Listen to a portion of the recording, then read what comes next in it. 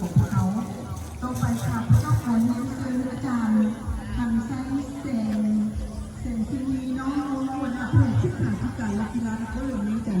เป็นเกียรติขึ้นเก้าเปิดงานอย่างเป็นทางการของเรียนเชิญเจ้าคนทำบุญทางนาจากห้องขอผู้ชายสองคนเลยสี่คนเลยจากห้องขอผู้ชายสี่คนเลยมาทางทางนาจากผู้ชายพีเอล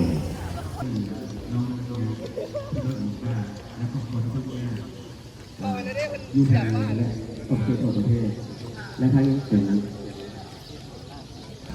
วันต่างๆโดยเฉพาะแลนวันทั้งวันเพื่อต้อนรับขอบคุณใหญ่ของท่านที่แปดในที่ใกล้จะมาฮอดนี้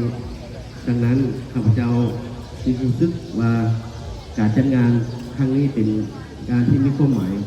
แล้วก็ไปเช็คแล้วก็ไปผู้ได้เล่นคู่คุณสองขาสองไม่ไปท่าอยู่วงเวียนเนาะขาสองไม่ไปท่าอยู่วงเวียน